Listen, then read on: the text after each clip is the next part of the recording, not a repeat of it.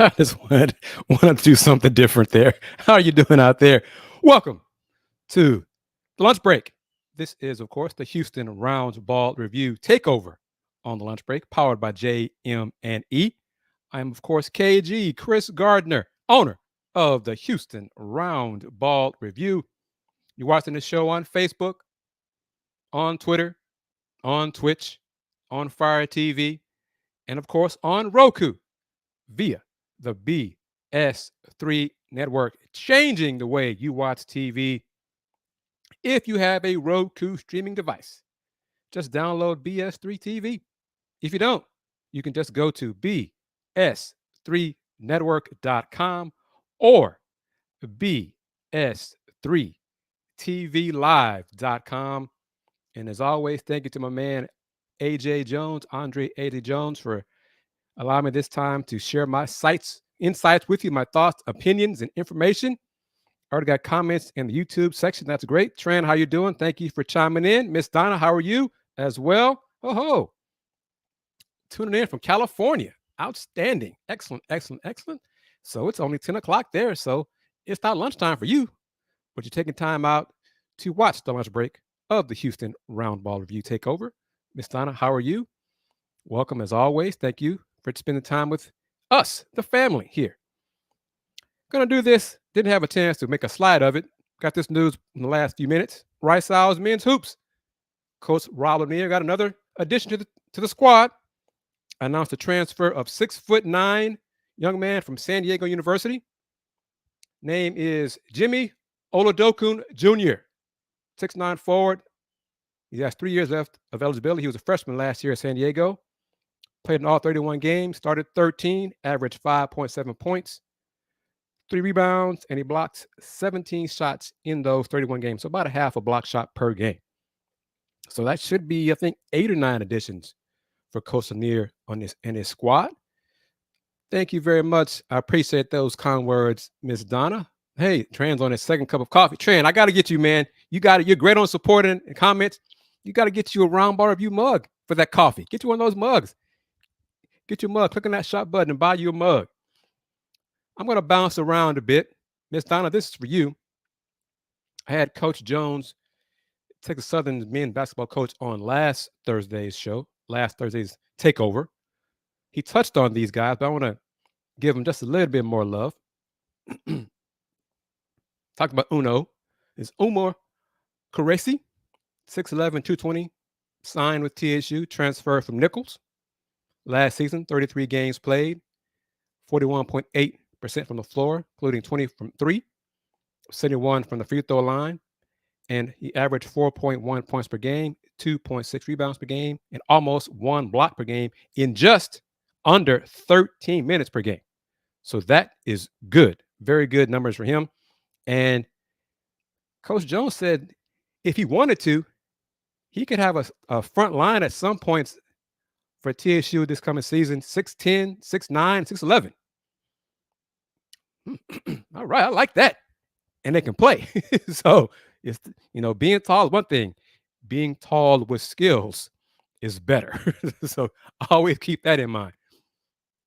And one more from TSU, going to get the Tran's favorite school one of his 2 favorite schools in a second. Jalen Jackson Posey, 6'3", 197, transfer from New Mexico State. Playing 24 games last year at New Mexico State. For those, I think Aggie's right, 19 starts, 7 points per game, 3.3 rebounds, 2.6 assists. He's a 3-point shooter. Majority of his shots are threes. It's a good thing because he shoots 38% from 3. So keep that in mind. All right, Tran. Let's see if I can bounce to it because I'm doing things a little out of order. But this is for you. It's official now. Ilea Love had committed to Ronald Hughey and the Houston Cougars women's basketball team last Sunday. But last week was really a dead period. So I guess in terms of compliance, announcements, etc., the announcement of her signing was not until this week. So she's 6'1", transfer from Louisville.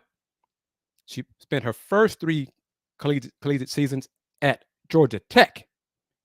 And her best year was 2021-22 when she started 31 games, averaged 10.5 points per game, 4.8 rebounds per game, 1.5 assists per game. She shot 40% from three that season in 30 minutes per game.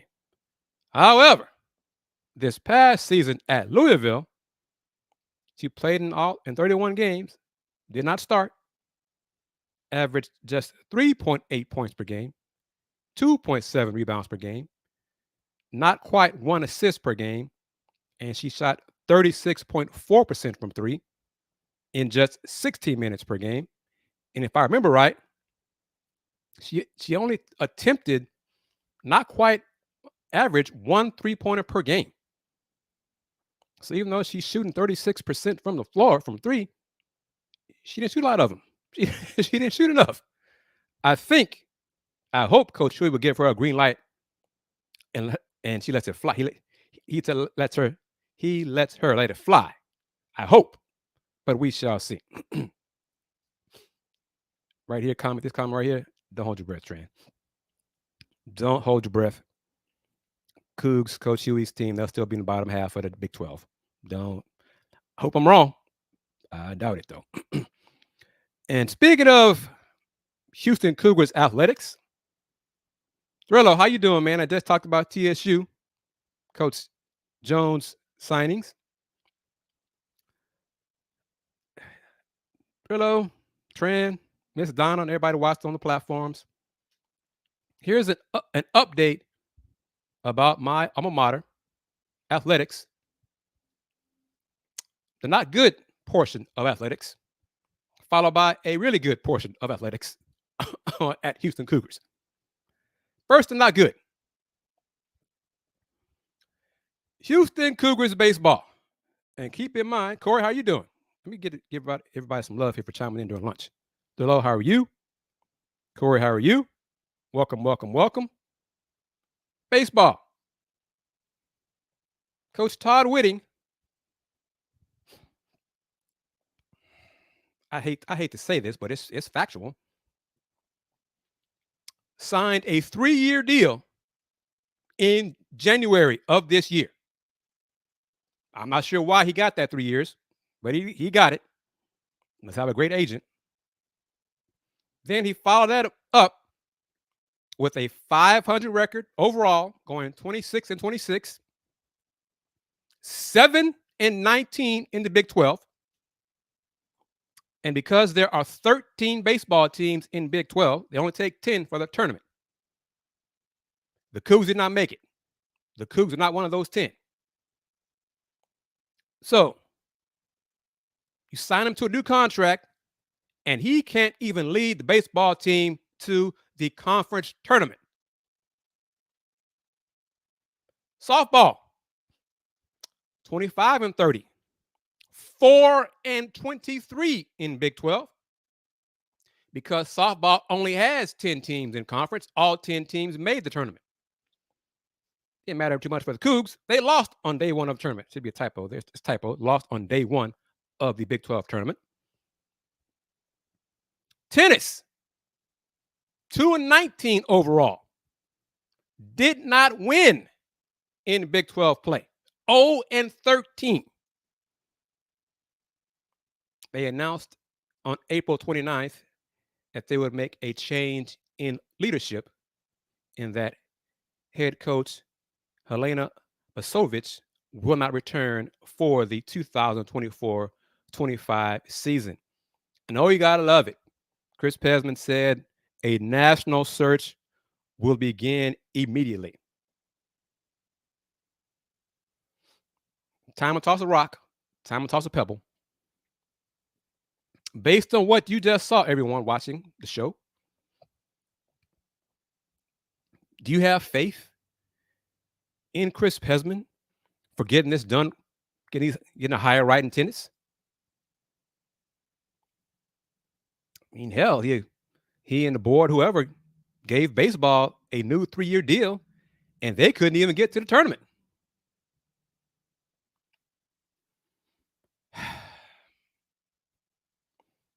And I just let me go right here. Corey brings up a point. He wants to know how many games Team Blue, baseball team Blue, was lead seventh inning or later. Pitching wasn't very good. It just wasn't very good. It just up and down, But no confidence in Chris Pesman making the right hire. Dran says, let's see here. We need to get a coach that's an assistant from Texas or LSU. That gets me to one of my points, one of my concerns or questions. Is the reason Ronald Hughey still in charge or Todd Whitting got a new deal? Softball, I hope softball's a change is coming soon. Because Houston Athletics is broke and that we don't have, and I say we, 'cause I'm putting on my alumni hat right now, that we do not have the money to move on from these coaches? Is that what this is? Is that what it comes down to? And if we don't have the money, why don't we have the money? In the American, yeah, I know that. The budget was different, but you're making bad hires. And if you keep bad hires around too long, you stunt any chance of your program growing, of your program getting better. Case in point, I'm going to get to the good news of Houston Athletics momentarily. The bettors, the experts, that too, but folks I trust, colleagues I trust. Coach Fritz in football. Will be his first year in the Big 12. Many of them predict the Houston Cougars football team will win between 4 and 5 games this year. I think that's accurate. The talent here was not great. The talent that Coach Fritz inherited was not great. It's his first year in the Big 12. It will be Houston's second year in the Big 12. If Houston had any foresight, they would have done what I and others who know more than me should have done. Fire Dana before Houston got into the Big 12. That year, the new head coach, Coach Fritz, whoever it is, going into that first year, that new year in the Big 12, would have the growing pains. But now you're going into year 2 under a new coach with more growing pains. Difference is, of course, I think I can speak for my alums, my friends who are alums. They have hope that Coach Fritz will build a winning program, a successful program. That hope no longer existed under Dana. It's a shame it took a whole season in the Big 12 for the administration to realize what most of us already knew. But yes, I think the Cougs football team will be better. Not in record, and they might, because coaching does make a difference. But I think we'll see better play calling, less head scratching. What the hell was he thinking there? Better discipline, and more hope for the future. Now to some good news. Houston Cougars track and field, won 5 conference titles at the Big 12 championship. Oh, so it's possible for Houston Cougars athletics to succeed in the first year in the Big 12. I'll be damned. How about that, Chris Pesman? Who would have thought that? Who knew? Who knew? Senior Sean Masingwani was named the Big 12 Conference High Point Performer of the Meet and The University of Houston track and field program won 5 conference titles at the Big 12 championships. This is 2 weeks ago? Masangwani won his first Big 12 title of the day in the men's 4 by 100-meter relay, team time of 38.44, alongside Irion Brown, sophomore Louis Hinchcliffe, and freshman Caden Broadnax. The relay team set a facility record and won its 10th straight title, and Masangwani's 4th in the event. So track and field did what the men's basketball team did. They carried over the success from the American into the Big 12. Boy, so it's possible. How about that? Trent, I think Sean's going to the Olympics. That's for sure. And this next slide, I'm being petty, but y'all also know I'm a proud Houston Cougar alum. Just look at the picture. Says 1,000. It says 1,000 words. Just look at the picture. After winning 3 titles, Masangwani was named the high point performer with 22.5 points scored at the meet. Look at that picture. Look at it. Look at it. And y'all know what I'm talking about. That side eye from the burnt orange people. Because you're seeing a Cougar on top where Cougs belong in athletics. Chris Pesman, Renu Couture, Tim Fertitta, y'all talk it. Track and field walks it. Men's basketball walks that. They back up their words, your words, with actions and results. Love that picture. Love that picture. Love that side eye. That's a great picture. But yes, indulge me there, being petty, but hey, I like it. I'll pick Cougs over Longhorns every day of the week. On women's side, Houston's 4x400-meter relay team of graduate Sydney Townsend, senior Iman Babineau, graduate Kelly Ann Beckford, and freshman Michaela Mouton continued their success by winning the event with a time of 3:29.18.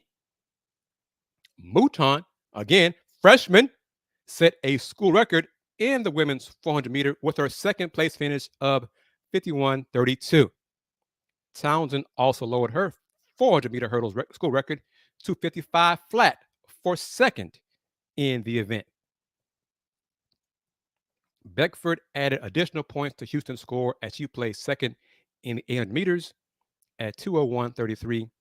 Houston's men's side concluded the meet in 5th with 77.5 points, while women placed 9th with 45 points. And see, I'm not hating on the Longhorns. I acknowledge Texas men's and women's teams were crowned team champions. So the Longhorns won the team championship. Yes, they did. But in this picture right here, they did not. I love that picture right there. Go Cougs. All day, every day. All day, every day. Go Cougs. BS3 Sports, good afternoon. Ben, how are you? Thank you for the platform. Thank you for BS3 TV. Thank you for BS3 Network. But yes, always go Cougs. President Couture, you and Tillman talk about winning championships, competing for championships. One more time. I'm just going to rain on the parade real quick. One more time. If you missed this, this is Houston Cougars baseball, softball, and tennis the first year in the Big 12. Look at this. 26-26 overall baseball, 7-19 in the Big 12. Softball, 4-23 in the Big 12. Tennis did not win a match. 0-13 in the Big 12. At least tennis, Houston finally announced a change in leadership for tennis. Hopefully, there'll be some other changes coming forward in athletics soon enough. But it won't be baseball because if you don't know, baseball coach Todd Whitting got a new 3-year deal back in January. Oh, make it make sense. Make it make sense. Make it make sense. Make it make sense. Oh my goodness gracious. Just make it make sense. Oh boy. All right. NBA media rights update. And just a reminder, refresher.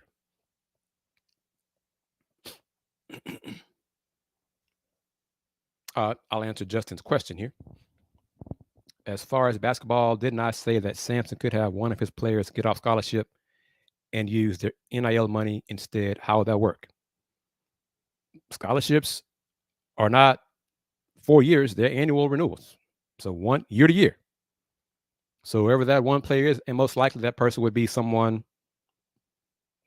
a Texas resident,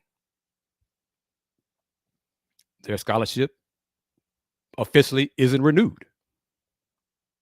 But they're still going to school, and school still being paid for with their money from NIL. Make sense? Try to make it as simple for myself to explain as I could. So I hope that makes sense. Okay. NBA media rights, ESPN/ABC is expected to renew their deal. It sounds like Amazon's going to be part of the new deal. It also sounds like NBC will be getting the NBA back like they had in the 90s, spending about $2.5 billion for their part of the package, which means, barring some last minute change, Warner Brothers Discovery, Turner Sports, inside the NBA won't have an NBA package. The CEO, David Zaslav, thought that he / Warner Brothers, WBD, could match Amazon's offer because they have matching rights for third-party negotiations as part of their rights deal with the NBA. NBA, Adam Silver, no, you don't. No, you don't have. You can't do that. Here's some more details. Let me get this to Justin right here. I was arguing that point about NIL with some know-it-all, and he said you can't use NIL. As far as I know, yes, you can. There's a way to do it, Justin. Details, all that kind of stuff. I'll just put it like I'll say it like this. Ryan Elvin was not on scholarship. Ryan Elvin received NILs. He still played. So use that to the know-it-all. Ryan Elvin was a preferred walk-on, not a scholarship player. So use that as a simpler example to that person. All right, here's an update from John Oran at Puck.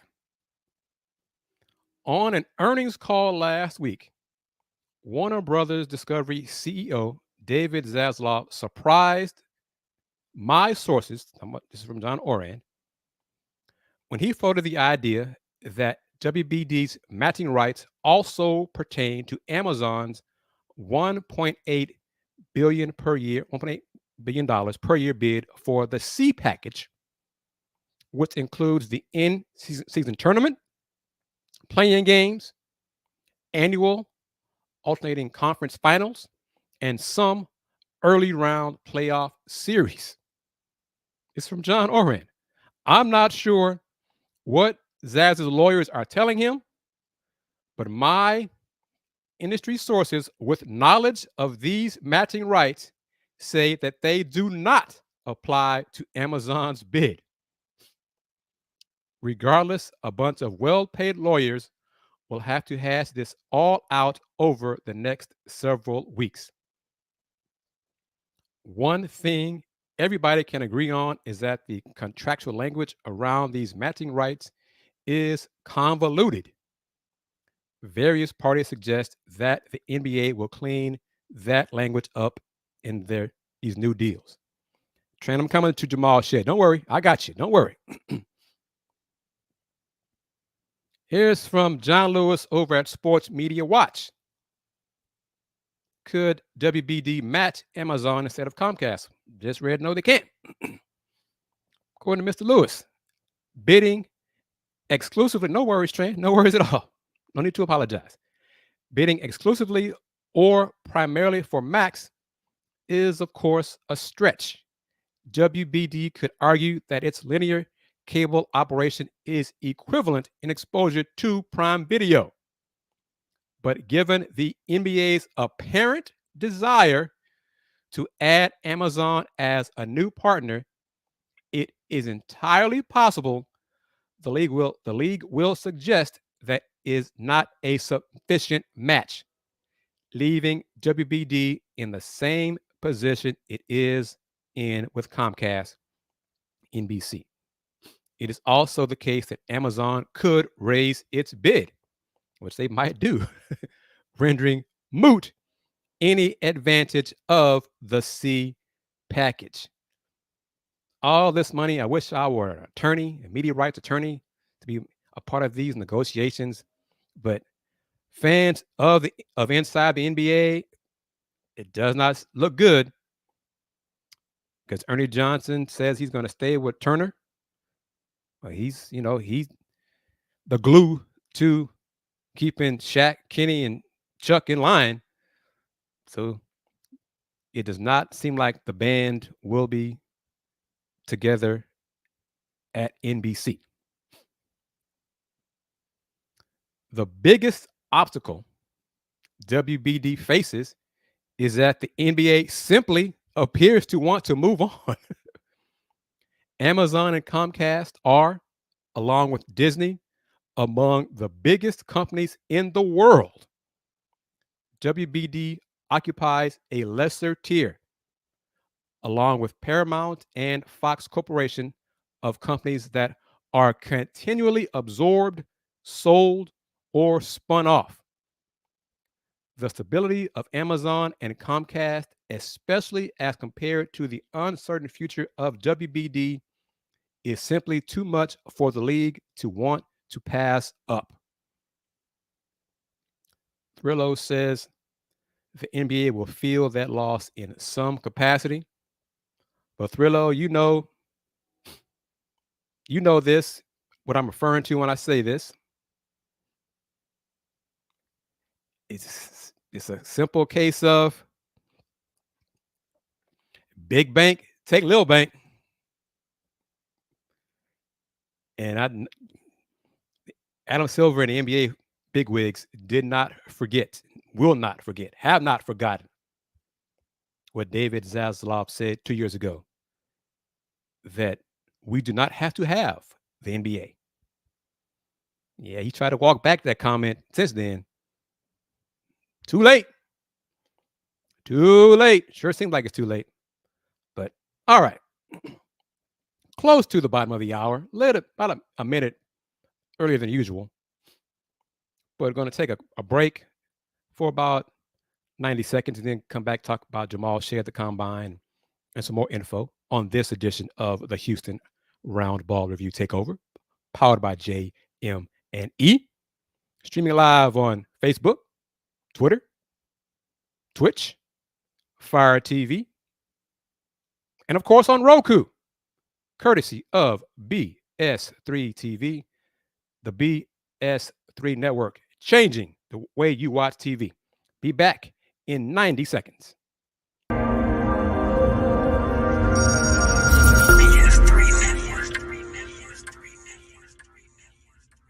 BS3 Network, changing the way you watch TV.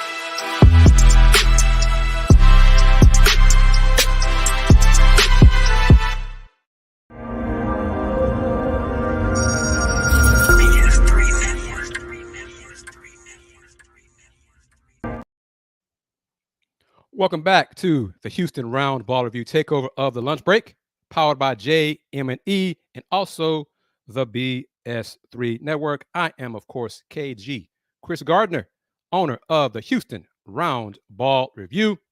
You're watching the show streaming live on Twitter, on Twitch, on Fire TV, on Facebook, on YouTube, and of course on Roku, courtesy of BS3 TV.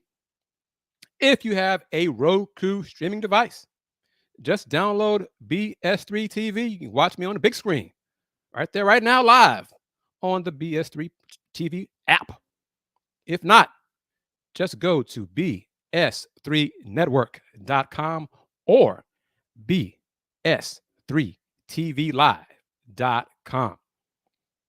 Second half of the show, we're going to talk some NBA draft combine with a Cougar slant, some WNBA with a Comet slant. Go figure that.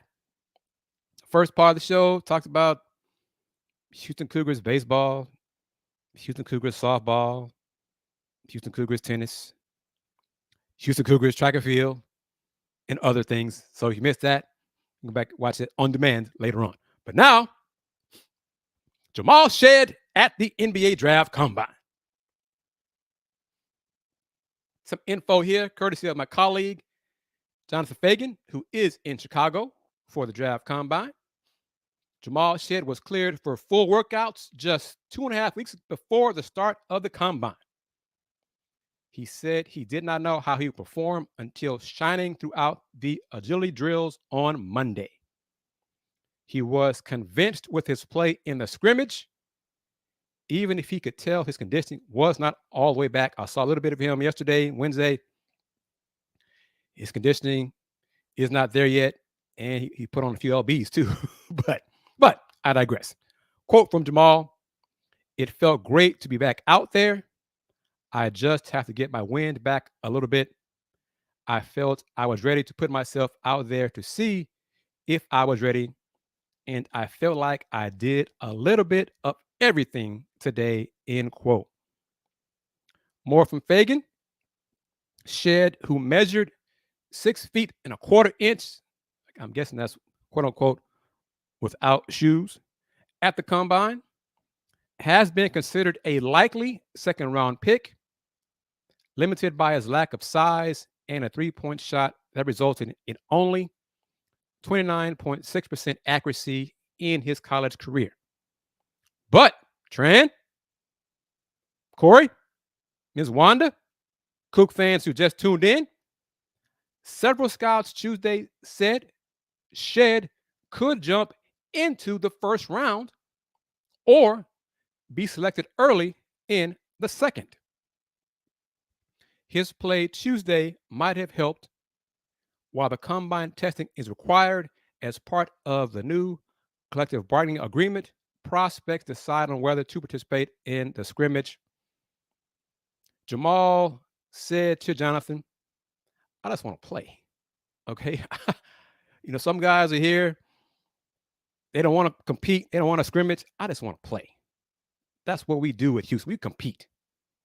All right. Here's some more info from ESPN's Jeremy Woo, who's also at the combine. While still working his way back conditioning wise from the ankle injury that ended his season in the Elite Eight, Shead opted to play at the combine and fared well, finishing with 14 points. This is on Tuesday. I haven't seen the numbers what he did Wednesday, but finishing with 14 points on 5 of 10 shooting and 4 assists. One of college basketball's top players, Shead earned a following after leading the Houston team with a chance to follow in the footsteps of, and what do I think about this, of stylistically similar guards such as TJ McConnell and Jose Alvarado into an NBA role. While known primarily for his defensive play and active hands, Shead, who was ranked number 55 in our top 100, also has positive qualities as a game manager, making excellent reads and passes and taking care of the ball. while he made 1 of 4 3-point attempts, he looked comfortable taking open catch and shoot looks, an area of growth for him to earn minutes. His playmaking skills and toughness are easy to appreciate if you can get past his size. Go back to Justin's comment here. Shed seems to be playing better than Bronny,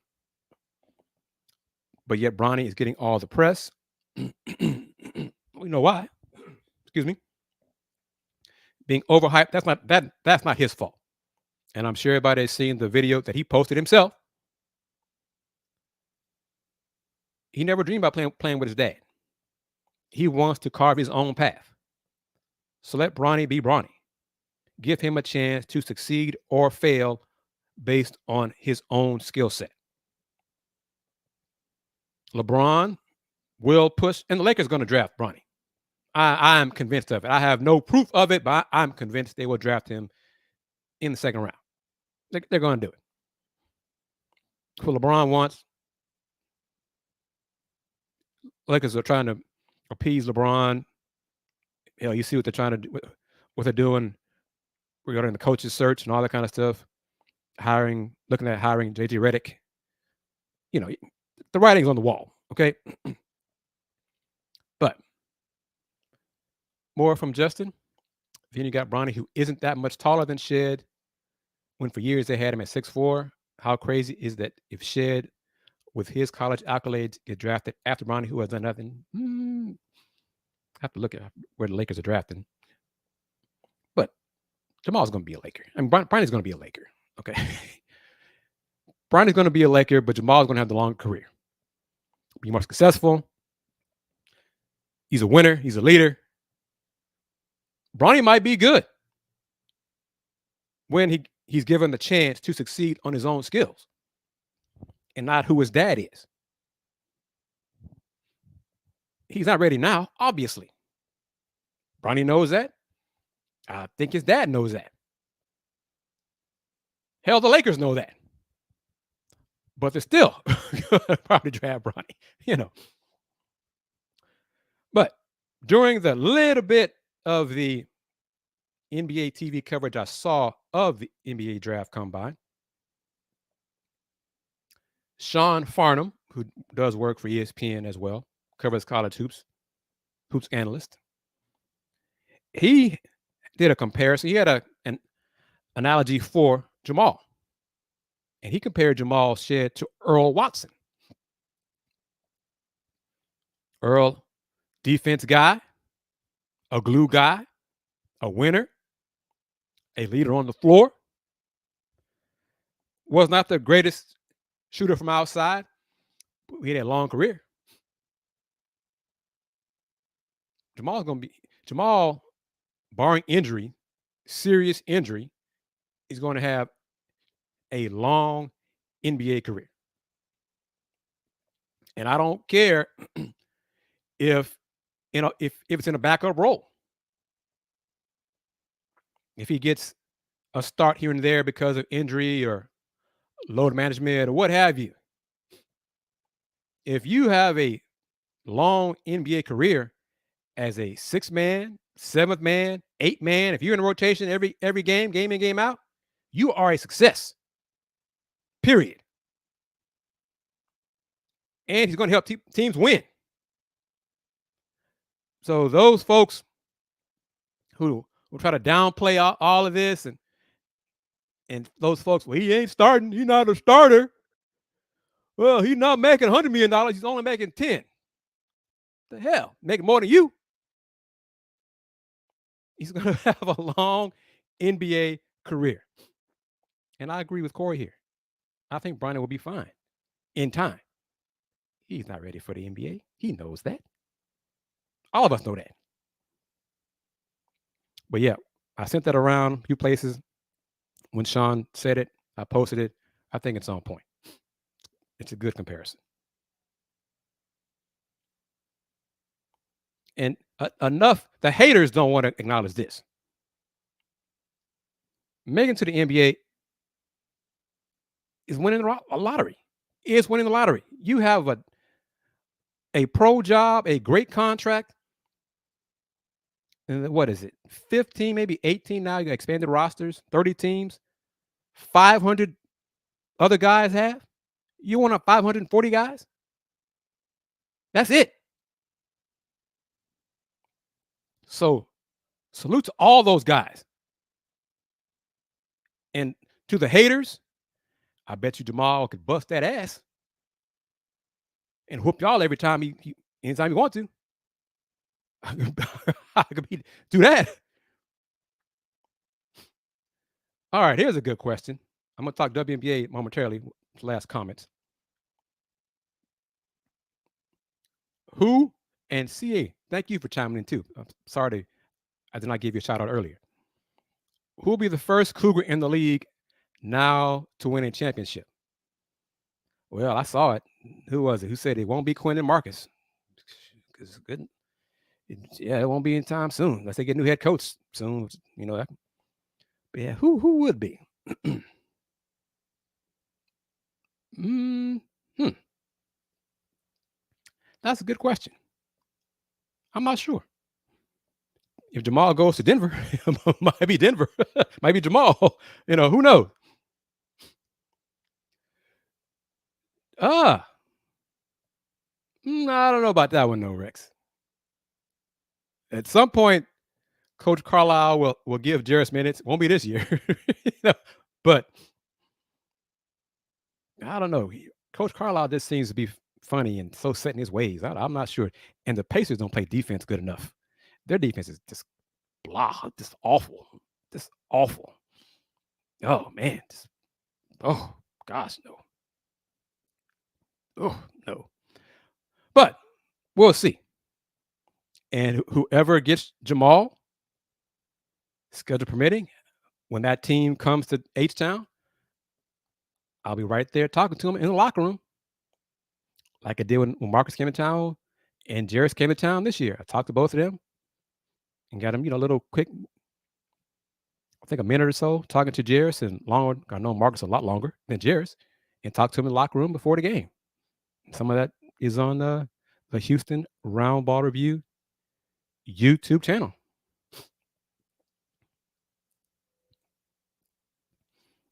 Oh no. Well, Rex, he wasn't playing anymore. He wasn't getting consistent minutes, and Quinn was not happy in his reduced role. Tibbs moved on. Quinn's in a better place with a better coach in Detroit because Monty Williams seems to have forgotten how to coach in the NBA. I don't know what happened to him, but All right, these final moments here. Some WNBA/comment news because this is interesting. This first part not, but Indiana, Connecticut delivers 2.2 million viewers across the ESPN platforms.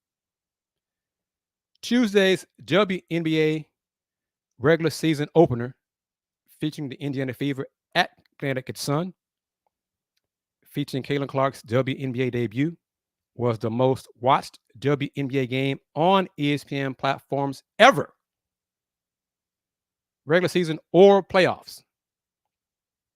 The game scored 2.1 million viewers across ESPN2, ESPN Plus, and Disney Plus, surpassing the Phoenix Mercury at Connecticut Sun game from May 22, 2004. The game peaked at 2.3 million viewers in the 6:40 p.m. to 6:59 p.m. window. But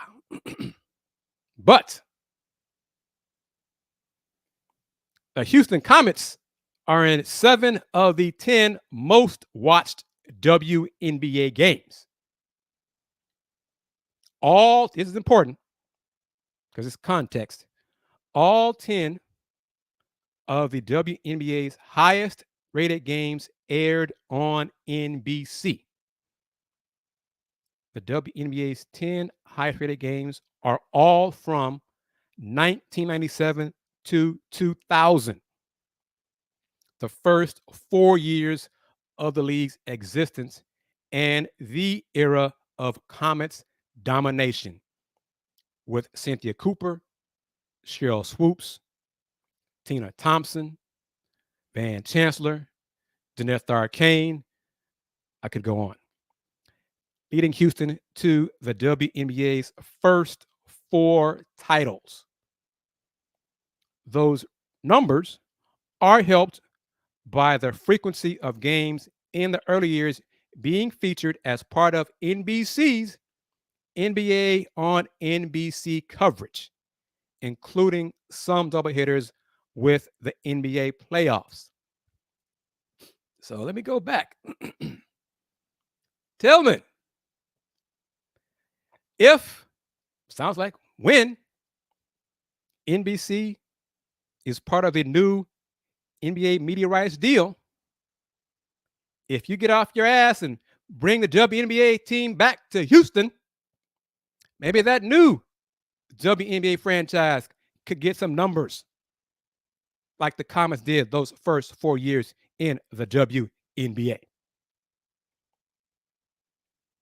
With the advent of streaming and the diversity of entertainment options available, it's not unusual for a league's highest TV ratings to be long in the rear view. The highest rated NBA Finals games are all from the Michael Jordan era in the 90s. Baseball's highest rated World Series is from 1980 when the Phillies beat the Royals. This info is courtesy of Matt Young at the Houston Chronicle. The WNBA's biggest numbers came on the league's debut weekend, with the Liberty and Sparks drawing 5.04 million viewers for the first game in league history. The next day, the Charlotte Sting, the disbanded Charlotte Sting, and Mercury averaged 3.59 million. The only other game in the top 10 that did not involve the Comets was the Sparks Mercury 1998 season debut, which aired on NBC as the lead in to Game 6 of the historic Bulls Jazz NBA Finals game, in which Jordan hit the game winner for his 6th NBA title.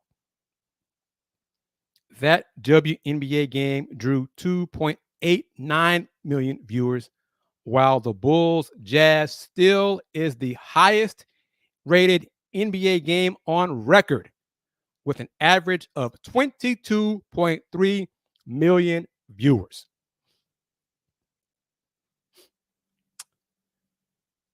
NBC gets NBA back. They could do some promotion with the WNBA again. Just saying. Just saying. Final minutes here. I know y'all are just thrilled to pieces with this news right here. Venue Sports. Venue. Pronounced like you say venue. Venue Sports, the innovative future streaming platform being built through the joint venture created by ESPN, a subsidiary of the Walt Disney Company, Fox, and Warner Brothers Discovery, will bring together the collective companies' portfolios of sports networks and ESPN Plus, including content from all the major professional sports leagues and college sports. The formation and launch of the new service is subject, this is important, is subject to regulatory approval and the finalization of definitive agreements amongst the parties. Venue Sports, scheduled to launch in the fall of 2024, will be made available directly to consumers via a new app. Subscribers would also have the ability to bundle the product, including with Disney Plus, Hulu, or Max. The platform will aggregate content to offer fans an extensive, dynamic lineup of sports content to serve sports fans. particularly those outside of the traditional pay TV bundle. Ooh, ooh. It's just more for folks to pay for or decide to pay for, like Justin said. Because, and a note of that, Venue Sports has not announced a price point for that new joint venture. But the NFL, great example. Games on what?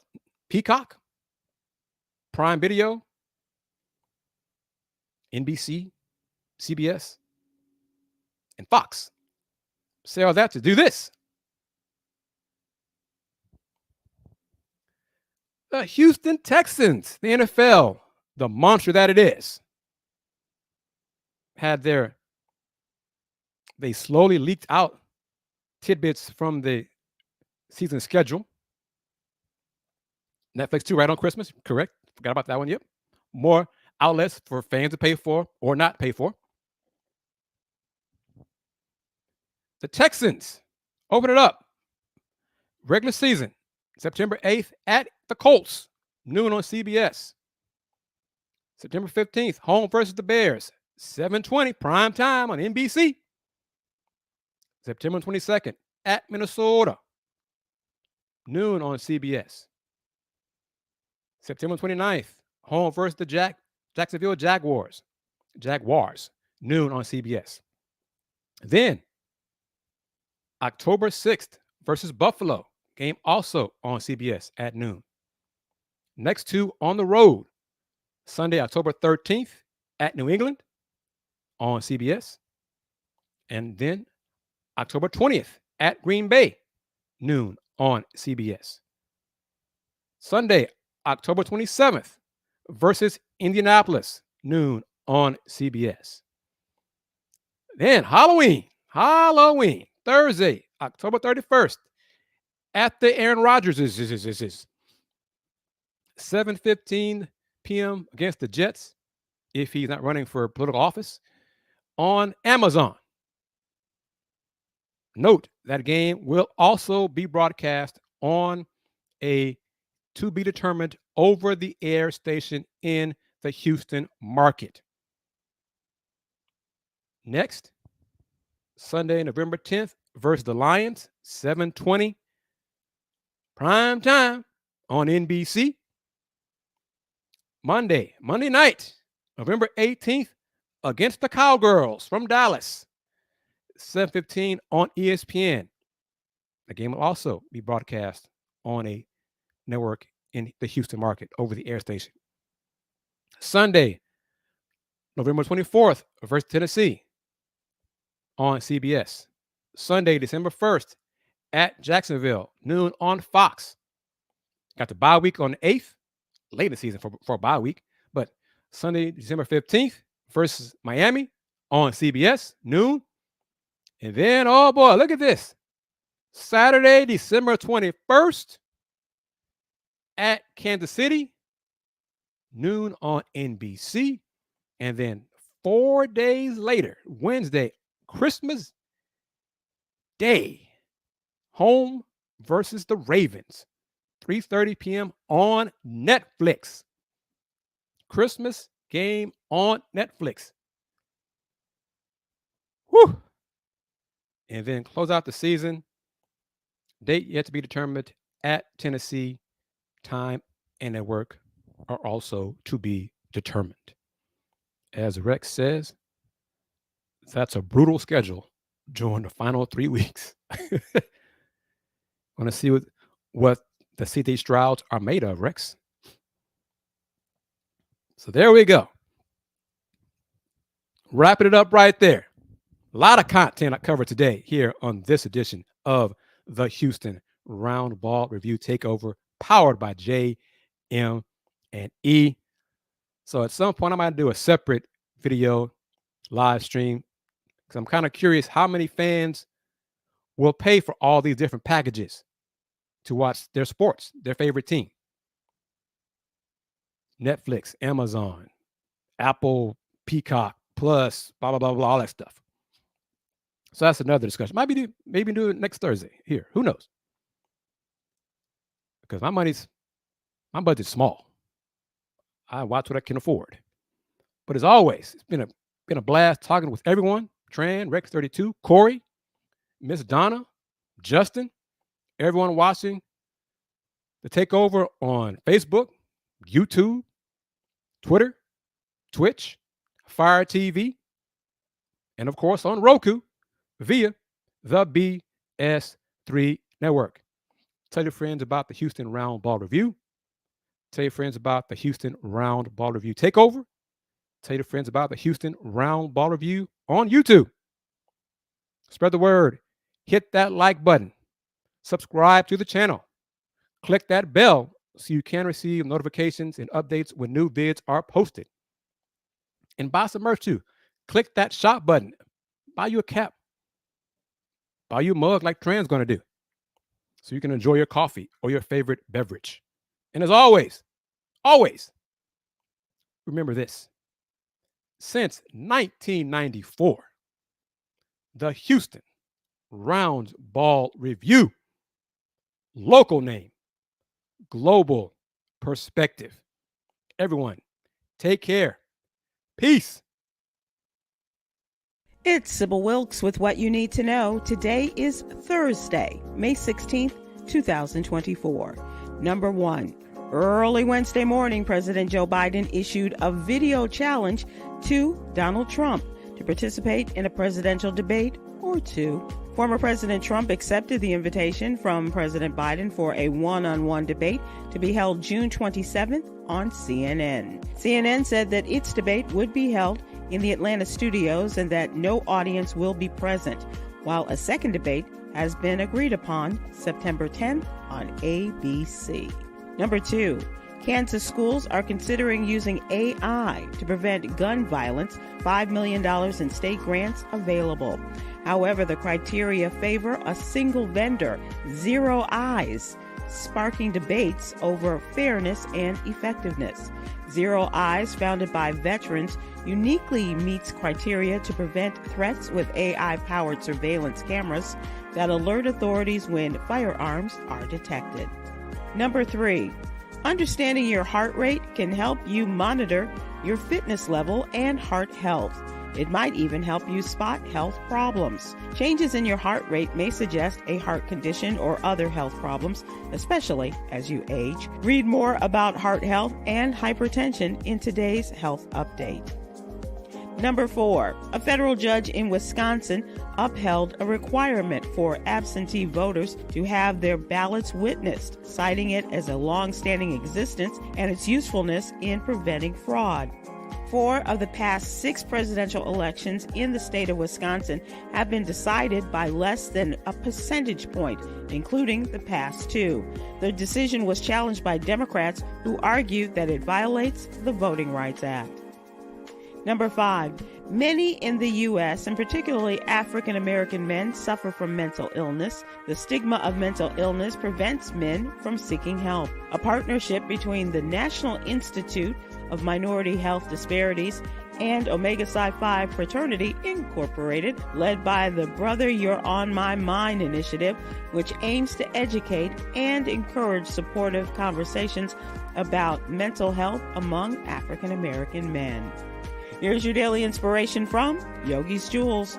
The road to a peaceful life is a spirit of gratitude. Amen. Join me today live on YouTube and Facebook at 7 p.m. Eastern, 6 p.m. Central with Ms. Astrology. It's the new astrology season, y'all. And our mental health and wellness expert, Aprilette Russell, as we discuss today's top headlines and more. I'm Sybil Wilkes. Be informed, be empowered.